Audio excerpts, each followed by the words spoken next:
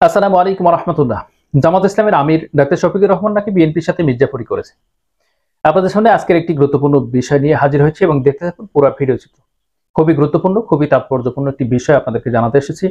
যে বিষয়টি নেট দুনিয়ায় খুবই ভাইরাল হয়েছে। যুক্তরাষ্ট্রের প্রবাসী বাংলা ইনফোটিউব নামে একজন ইউটিউবার, তিনি আসলে সরগরম থাকে সবসময়, অ্যাক্টিভিস্ট, অনলাইন অ্যাক্টিভিস্ট, যথেষ্ট পরিমাণ তিনি সময় দিয়ে থাকেন এবং বাংলাদেশের প্রেক্ষাপট নিয়ে বিগত দিনে খুবই কথা বলেছেন। যারা অন্যতম আছেন ইলিয়াস সাংবাদিক এবং পিনাকি ভট্টাচার্য, আবু সালে নায়েবে আমির এবং নায়েব আলী, তারপরে আছে আপনার এই যে শাহেদ আলম নামে। শাহেদ আলম তিনি বিএনপি পন্থী, বিএনপি করে থাকেন। তার একটি কথা খুবই অমানবিক, খুবই নির্দয় মনে হয়েছে। জামাত ইসলামের সাথে জুলুম তান্ত্রিক ভাবে একটি কথা বলেছে, যা আপনাদের সামনে ক্লারিফাই করার জন্য আমি এসেছি। বাংলাদেশের একটি দল মজলুম দল, নিপীড়িত দল এবং নির্যাতিত দল, যাদের এখন বলতে গেলে হারানোর মতো আর কিছু নেই, মানে সবই হারিয়ে গিয়েছে। সেই দলের সাথে একটি কথা তিনি লাগিয়ে দিয়েছেন যে জামাত ইসলামের আমির ডাক্তার শফিকুর রহমান যেভাবে কথা বলেছেন সেটা মির্জাফরের ভাষায় বা মির্জাফরের রূপ নিয়ে তিনি এই ফায়দা লুটেছেন। কেন বলেছেন এই কথাটি আমি বিস্তারিত আলোচনা করব আপনাদেরকে, তবে তার আগে একটি ভিডিও আপনাদেরকে দেখিয়ে নিই যে এই ভিডিওটি দেখে তিনি আমাদের লোকেরা মাঝে মাঝে জিজ্ঞেস করে যে বিএনপির সাথে আমরা আবার জোটে যাব কিনা। আপনারা কি মনে করেন যাওয়া দরকার? এগুলো আমরা সবাই চোখের সামনে দেখছি না।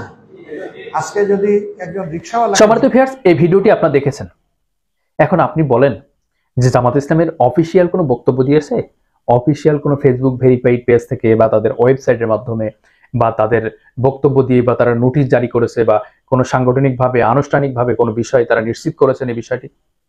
একটি প্রোগ্রামে তিনি সম্মেলন বা সমাবেশে তিনি কথা বলেছেন যে অনেকে প্রশ্ন করেন, তিনি বলেছেন অনেকে এখন প্রশ্ন করছেন আসলে বিএনপির সাথে থাকবে কিনা জামাত ইসলামী বা বিএনপির সাথে জোটে থাকবে কিনা।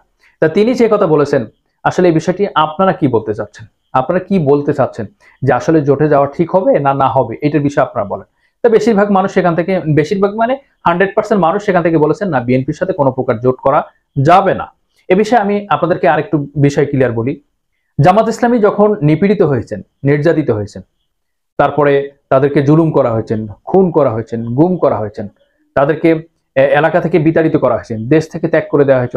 অনেক ছাত্র আছে তারা বিদেশে চলে গেছে, শিক্ষা যে বিভাগটি সেটাও শেষ করতে পারেনি। তো এই বিষয়ে আপনাদেরকে বলি, জামাত ইসলামের প্রত্যেকটি নেতা এবং প্রত্যেকটি হত্যাকাণ্ড হচ্ছে জুলুমতান্ত্রিক হয়েছেন এবং সেটা অন্যায়, অবিচার হয়েছে। সুতরাং এই গাছটি কিন্তু জামাত ইসলামী যখন হয়েছেন তাদের সাথে অবিচার, তাদের সাথে অন্যায় অনাচার, তখন কিন্তু বিএনপির কোনো অজ্ঞাবহ থেকে শুরু প্রত্যক্ষ বা পরোক্ষভাবে কোনো প্রকার তাদের বিবৃতি পাওয়া যায়নি। কিন্তু বিএনপি যখন যখন কোনোভাবে বিগত দিনে বিপদে পড়েছে, কোনো সমস্যা হয়েছে, কোনো নেতাকে গুম করা হয়েছে, কোনো নেতাকে মানে নির্যাতন করা হয়েছে, তাদেরকে গ্রেপ্তার করা হয়েছে, তাদেরকে বিভিন্নভাবে হয়রানি করা হয়েছে, সাথে সাথে কিন্তু জামাত ইসলামের আমির সহ তাদের দায়িত্বশীল যারা আছেন তারা কিন্তু কথা বলেছেন বা বিবৃতি দিয়েছেন। একটি মানুষ ন্যূনতম এই জ্ঞানটি যদি তার মধ্যে থাকে যে জামাত ইসলামী এই কাজটি বিগত করেছেন, কিন্তু জামাত ইসলামের পক্ষে বা বিপক্ষে কোনো প্রকার বিবৃতি দেয়নি, সেটা হচ্ছে বিএনপি, তাহলে আপনি বলেন বিএনপি আসলে মির্জাফরি করেছে কিনা, সেটা আপনাদের কাছে প্রশ্ন। কিন্তু আমি বলছি না যে বিএনপি জামাতের মধ্যে একটি ফাটল সৃষ্টি হয়েছে বা এটাকে করা উচিত, একে ডিভাইডেড করা উচিত, জোট থাকবে না বা জোট থাকলে হবে না, এ ধরনের বিভিন্ন ভাষা আমি যেটা বুঝতেছি সেটা কিন্তু আমি বলছি না। কেন বলছি না?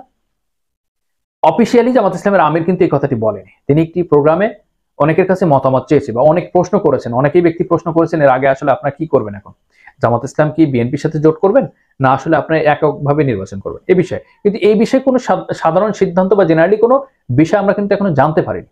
তাহলে একটি বিষয় প্রশ্ন করেছেন, উত্তর দিয়েছেন, এই শেষ। এখানে অফিসিয়াল সিদ্ধান্ত হয়েছেন বা এটা কি মোটিভ হয়েছেন বা এটা কি গ্রহণযোগ্য পেয়েছে, এটা কিন্তু কিছু না। এরপরে আবার একটি কথা তিনি বলেছেন যে বিএনপি রাজনীতিতে আসছেন, তারা আবার নির্বাচনের জন্য ব্যস্ত হয়ে গেছেন, নির্বাচনের কারণে এই কথাগুলো তিনি বলেছেন। কিন্তু তিনি বলেছেন একটি কথা যে বৈষম্য বিরোধী ছাত্র আন্দোলনের মাধ্যমে যে স্বাধীনতা অর্জন হয়েছে সেখানে তাদের তো একটু সময় দেওয়া উচিত। দেশটা গোছানো, দেশটা ফোকলা করে ফেলেছে, দেশের 12টা বাজিয়ে গেছে, দেশটা একদম শেষ হয়ে গেছে। এই দেশটা তারা একটু সংস্কারের জন্য সময় নিবে, তারা তাদের মতো করে সময় নিবে এবং তারা তাদের মতো করে নির্বাচন দিবে, তখন মনে করবে যে নির্বাচন দেওয়ার তখন দেবে, এ বিষয়ে তিনি বলেছেন। তো এইটা বলা কি অপরাধ হয়েছে? কিন্তু শাহেদ আলম যে কথাটি বলেছেন যে বিএনপি যখনই নির্বাচনের দিকে যাচ্ছে তখন জামাত ইসলামী বাধাগ্রস্ত করছে, জামাত ইসলাম বাধা দিচ্ছে, মানে এটাকে মির্জাফর বলেছেন। এখন তো নির্বাচন করে জিকির করে লাভ নাই। কারণ দেশটায় যারা বসেছে, প্রধান উপদেষ্টা থেকে শুরু করে ডক্টর ইউনূস থেকে শুরু করে বর্তমান যে একটি অন্তর্বর্তীকালীন সরকার, ইন্টারিম সরকার গঠন হয়েছে, সেটাতে তো আসলে নির্বাচনের দিকে আমি দেখছি না। একটি দেশকে পরিপূর্ণ করুক, বিএনপির মধ্যে সমস্যা থাকলে তারা বিচার করুক, জামাত ইসলামের মধ্যে সমস্যা থাকলে বিচার করুক, আওয়ামী লীগের মধ্যে সমস্যা থাকলে তারা বিচার করুক। এই যে বিচারাধীন অবস্থায় থাকবে বা বিচারালয় যে ধ্বংস করে গেছেন, সেই বিচারালয়গুলো ঠিক করুক। তারপরে সকল দলের মধ্যে যারা কুসংস্কার আছে বা কুচ্ছি আছে, অন্যায় আছে, অনাচার আছে, সেগুলোকে তারা যদি নির্মূল করতে পারে, নির্বিচারে কাজটি না করে বিচারালয়ের মাধ্যমে যদি সুশাসন কায়েম করতে পারে, সেটা করবে। কিন্তু এটার বিষয় আসলে বিএনপির সাথে যোগ দিতে হবে, বিএনপি নির্বাচনে যাচ্ছে বলে বিএনপির সাথে সায় দিয়ে জামাত ইসলামী নির্বাচনে যেতে হবে, নির্বাচন করতে হবে, এই বিভিন্ন বিষয় তিনি এই আকারে ইঙ্গিতে বুঝিয়েছেন যে বিএনপি নির্বাচনে চাচ্ছে, জামাত ইসলাম চাচ্ছে না। কেন চাচ্ছে না? এটা মির্জাফর, জামাতের আমির এইটা মির্জাফরে করেছেন এবং এইটা বড় ধরনের একটি মানে অনিয়ম করেছেন তারা এখন। কিন্তু এটা না, তাদের যে সিস্টেম সেটাকে বলেছে। কিন্তু এখানে একটি পয়েন্ট রয়ে যায়, বিএনপি যত দ্রুত নির্বাচনের দিকে এগোতে চাচ্ছে, সেটার মধ্যে বেশ কিছু কাহিনী আছে। আমি পরবর্তী একটি ভিডিও নিয়ে আপনাদের সামনে আসবো, তবে এই বিষয়টা আপনাদেরকে দেখতে হবে। কেন দেখতে হবে? বিএনপি দ্রুত নির্বাচনে আসতে চাচ্ছে, তাদের একটি কারণ, তাদের মধ্যে যে দুর্নীতি আছে, তাদের মধ্যে যে কলুষিত আছে, তাদের মধ্যে যে অন্যায় আছে, তাদের মধ্যে যে অন্তরীপ রূপ আছে, সেইটাকে প্রকাশ পাবে বা সেইটার বিচার হবে, সেইটার বিরুদ্ধে চলে যাবে। যার কারণে অন্তর্বর্তীকালীন সরকারকে তারা রাখতে চাচ্ছে না। তারা দ্রুত নির্বাচন করে তারা ক্ষমতায় এসে নিজেরাই লুটে ফুটে দেশটাকে আবার একটি অভ্যন্তরীণ একটি অন্ত মামলা বা একটা বিধিখিস্ত অবস্থা দেশের পরিস্থিতি তৈরি করবে। এরকম একটা পরিস্থিতি মনে হচ্ছে তাদের মধ্যে যে হাঙ্গামা, তারা বলছে না বা তারা করবে না এটাও আশা করি, কিন্তু এইটার এক ধরনের মানুষ তারা চাচ্ছে যে দ্রুত নির্বাচনে আসবে, নির্বাচন করবে, তারা ক্ষমতা আসবে, ক্ষমতা আসার পরে তাদের মধ্যে আবার যে সিস্টেমগুলো ছিল সেটাকে আবার চলমান হবে। আপনি একটি হিসাব করেন, বিএনপি এবং মানে আওয়ামী লীগ, এদের মধ্যে কিন্তু ন্যূনতম বলতে অন্য কোনো আদর্শ নেই। বিএনপি যারা করে তারা প্রেসিডেন্ট জিয়ার আদর্শকে মানে, এবং আওয়ামী লীগ যারা করে তারা শেখ মুজিবুর রহমানের আদর্শকে লালন করে। এই দুইটা লালনে কতটুকু মানুষ উপকৃত হবে এবং দেশ উপকৃত হবে এবং দুনিয়া উপকৃত হবে এবং একজন ব্যক্তি কেন্দ্রিক মানুষ কতটুকু শান্তি উপকৃত পাবে, এটা আপনারাই নির্বাচন করবেন। আপনারা এর প্রেক্ষিতে আপনারা অবশ্যই প্রশ্নের উত্তর দিয়ে দেবেন। কিন্তু জামাত ইসলামী, ইসলামী শাসনতন্ত্র আন্দোলন, ঐক্যজোট বা হেফাজতে ইসলাম, এরা কিন্তু তাদের দলের কোনো নেতাকে আদর্শ লালন করে না।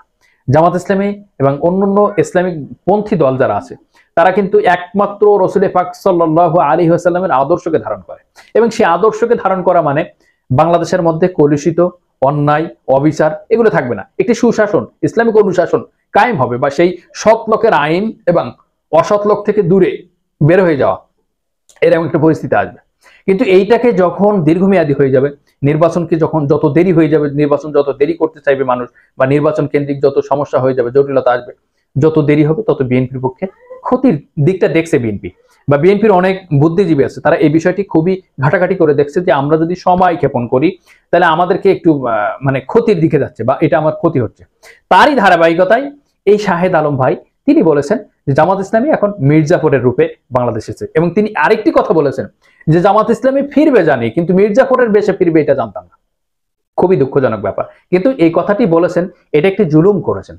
আওয়ামী লীগ যেভাবে জুলুম করেছিল জামাত ইসলামের পরে, সেম একই মানে ধারা নিয়ে 100% গতি নিয়ে জুলুম করেছেন এই শাহেদ আলম ভাই বা বিএনপি পন্থী ভাই। কেন করেছেন আমি আপনাকে বলি, যে পাত্রে যে জিনিস রাখার উপযুক্ত, সে জিনিস যদি সে পাত্রে বা সেই স্থানে না রাখেন, সেটাকে জুলুম বলা হয়। সুতরাং জামাত ইসলামী মির্জাফরের বেশে আসেনি। জামাত ইসলাম চায় দেশকে ভালোবেসে, দেশের সংস্কার করতে, দেশকে উন্নয়ন করতে, দেশের মানুষকে ভালোবাসতে, ইসলামিক অনুশাসন কায়েম করতে, সৎ লোকের আইন প্রতিষ্ঠিত করতে, এবং বিচার বিভাগকে সম্পূর্ণ স্বাধীন, অরাজনৈতিক এবং একটি ভালো সুন্দর কোরআন এবং হাদিসের অনুযায়ী বিচারালয়কে তারা প্রতিষ্ঠিত করতে। এবং সাথে সাথে তারা বলে যে জামাত ইসলামী ক্ষমতায় যেতে চায় না, জামাত ইসলাম কোরআন এবং সুন্নাহকে ক্ষমতায় নিতে চায়। যখন আপনি ক্ষমতায় যেতে চাবেন তখন আপনার কাছে দুনিয়াবি লাভ আসবে, কিন্তু আপনি যখন কোরআন এবং সুন্নাহকে ক্ষমতায় নেবেন তখন আপনার মধ্যে ইসলামের অনুশাসন, ইসলামিক বিধিবিধান, কোরআন সুন্নাহর আলোকে প্রতিটা মানুষের থেকে শুরু করে, একটি মানুষ থেকে শুরু করে গোটা পরিবার, পরিবার থেকে সমাজ, সমাজ থেকে রাষ্ট্র পরিচালনা একটি দায়িত্ব ভার হবে তখন কোরআন এবং সুন্নাহর আলোকে। সুতরাং যখনই এই কাজটি করবেন তখন কিন্তু অন্য অন্য দল যারা তাদের নেতাকে, যারা তাদের প্রধানকে আদর্শবান মনে করে, আদর্শ লালন করে, তখন তারা হয়ে যাচ্ছে গোমরাহী, বিপদগ্রস্ত, এবং তারা আসলে বাধাগ্রস্ত হয়ে যাবে। সুতরাং বাংলাদেশ আসলে ইসলামিক একটি রাষ্ট্র হওয়ার পরিকল্পনার দিকেই যাচ্ছে ইসলামিক দলগুলা, এবং সেদিকে যাচ্ছে। এই যে দলের হাঁটা দেখে, দলের প্রচার দেখে, দলের প্রসার দেখে, দলের নিয়মতান্ত্রিক দেখে এদের মাথা খারাপ হয়ে গেছে। সুতরাং জামাত ইসলামীকে মীর জাফর বলার কোনো কারণ আমি খুঁজে পাই না, বা এখানে যে কথাটি বলেছে অফিসিয়ালি কোনো কথা না, বা এটাকে কোনো গ্রহণযোগ্য কথা না, বা এটাকে বাস্তব রূপ নিছে সেটাও না। মোটামুটি একটি বিষয় যদি আপনি খেয়াল করেন, নিজেদের কাঁধে যে দোষটা চাপবে, এই দোষটা কিন্তু যত সময় যাবে, যত মানে সময় ক্ষেপণ হবে, বছর যাবে, মাস যাবে, তত আপনার মধ্যে যে কলুষিত আছে, যে কালো ধোঁয়া আছে, সেগুলো বেরোতে থাকবে। আপনার মধ্যে এই জিনিসটা উপলব্ধি করছে। এই জন্য জামাত ইসলামী মীর জাফর হয়ে গেছে। কিন্তু সুতরাং সেটা নয়। বাংলাদেশে একমাত্র এবং শুধুমাত্র একটি দল আছে যেটা দেশকে মারাত্মকভাবে ভালোবাসে, চমৎকার করে ভালোবাসে, দেশের প্রত্যেকটি অঙ্গন, দেশের প্রত্যেকটি সোয়াই নিজের রক্তকে ঢেলে দিয়ে সাজাতে চায়, এবং এটা মাত্র একমাত্র দল, সেটা জামাত ইসলামী এবং ইসলাম ছাত্র শিবির। সম্মানিত ভিউয়ার্স, শাহেদ আলম ভাই যে কথাটি বলেছেন, জানি না কোন অ্যাঙ্গেলে তিনি বলেছেন, কোন বিষয়ে তিনি বলেছেন, তবে তিনি যে কথাটি বলেছেন, তিনি জুলুম করেছেন, এবং এই জুলুম বিচার কেউ চাইবে না, কিন্তু একমাত্র আল্লাহ পাকের কাছে বিচার পাওয়া যাবে। কারণ কোনোভাবে আপনি তার সাথে অন্যায় করলে, অবিচার করলে, সেটা জুলুম হয়ে যায়, এবং জুলুমের হিসাব হবে জালেম হিসাবে। সুতরাং আপনারা হিসাব করুন। আসসালামু আলাইকুম ওয়া রাহমাতুল্লাহি ওয়া বারাকাতুহু।